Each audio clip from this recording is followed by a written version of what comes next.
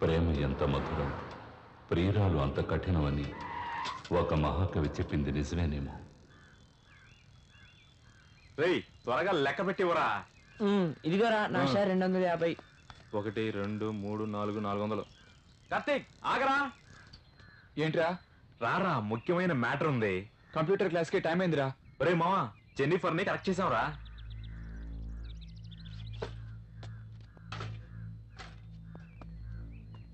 ఏంట్రా? రేయ్ నీ షేరు 250 పెట్టివరా. ఎందుకు? 1000 రూపాయలకి మాట్లాడి జెన్నిఫర్ ని ఈ నైట్ కి బుక్ చేసాంరా. ఈ రోజు రాత్రికి తన ఇంట్లో ట్రీట్ డిన్నర్, ఆ తర్వాత చూసుకో మ్యాటరే.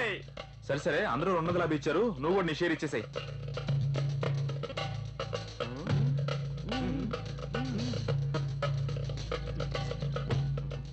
ఏంటి మావా, బల్బు ఎలగలేదా? ఏంటా సడన్ రే, చాలా ఓవర్ అవుతున్నావు.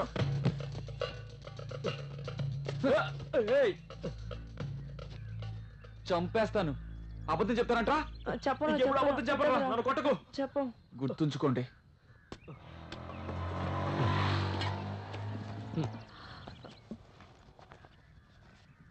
డబ్బులు వద్దండి, ఖాతాలో తీసుకోండి.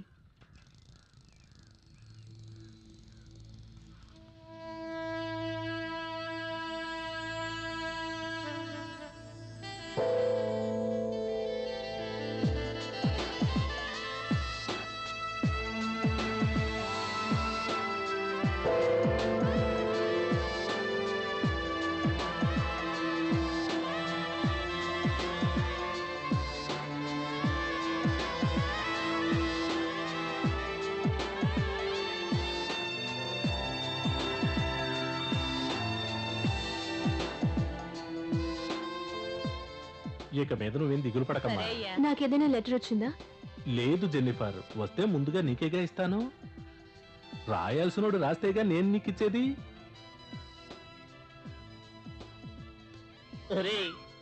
పరిగిరాని విధవా, రాజీ చించింది చాలరా.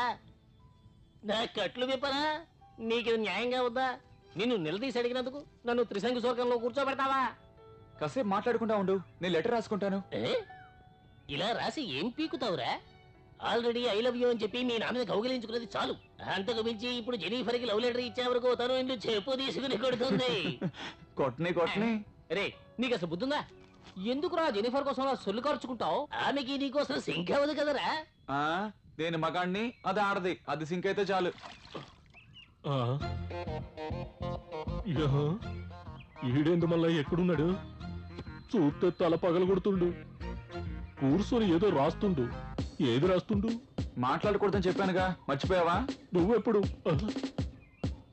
రా చెప్పినావు? ఎదిరించి మాట్లాడకు. మాట్లాడితే తంతాను. నవ్వకు. గట్లాంటావేంద్రా? నేనెప్పుడు నవ్వినా, నేనెప్పుడు మాట్లాడినా? చెప్తూ ఉంటే ఇంకా నవ్వుతావంటే? నా చేతుల్లో నువ్వు అయిపోయావు.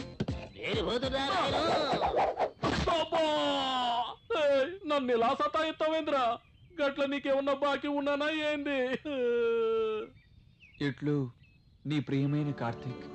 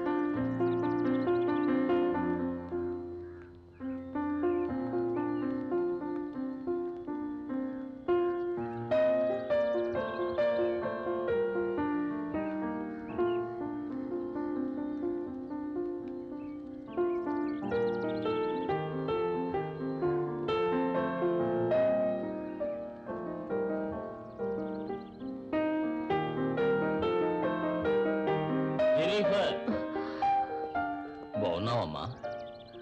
బాగున్నాను ఫాదర్. ఊరి నుంచి లెటర్స్ వస్తున్నాయా? జెన్నిఫర్, ఎందుకు బాధపడతావు?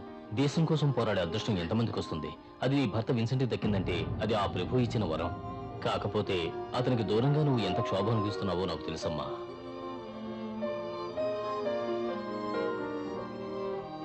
God bless you Jennifer. Thank you.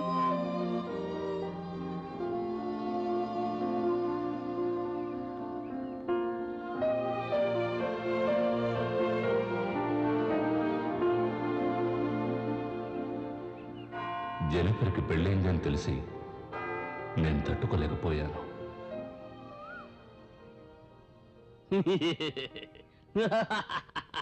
ఏ నాయనా, పెద్ద హీరోలాగా లెటర్ తీసుకెళ్ళావే, ఏమైంది? నన్ను వేలాడదీసి నువ్వు వెళ్ళిపోయావు కదా, ఇప్పుడు నీ మొహం వేలాడుతోంది చూడు. అందుకే నేను చెప్పేది వినాలి అనేది. గిలిగిలి గిలిగిలి గిలిగిలి.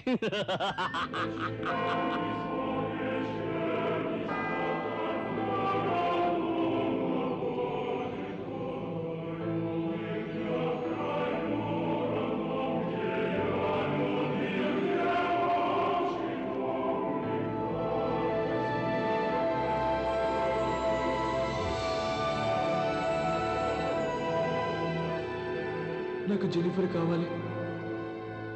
నేను తప్ప తను ఇంకెవరు సంతోషంగా చూసుకోలేరు. నేను తను ప్రేమించి పెళ్లి చేసుకుందాం అనుకుంటే తనకు పెళ్ళైంది భర్తున్నాడు అంటే ఏంటి అర్థం? నేను దీన్ని భరించలేను భరించలేను భరించలేను.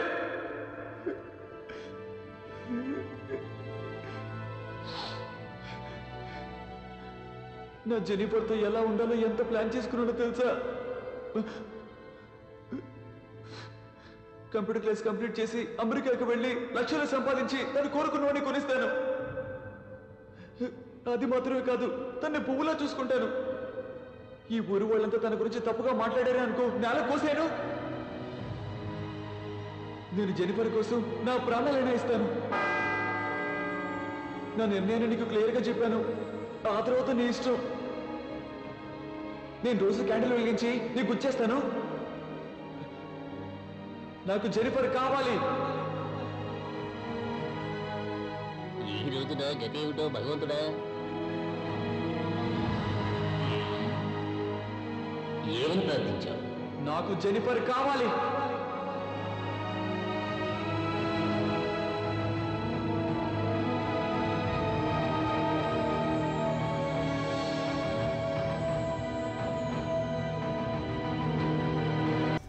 కామన్గా ఎక్కడైనా వర్షం పడితే మేఘాల నుండి చినుకులు పడతాయి. కానీ ఒకచోట మాత్రం చినుకులకు బదులు వజ్రాలు జాలువారుతాయి. చినుకులన్నీ కలిపి చిన్న నీటి కుంటలు ఏర్పరుస్తాయి. అదే వజ్రాలు పడితే మనుషుల పరిస్థితులన్నీ మార్చేస్తాయి.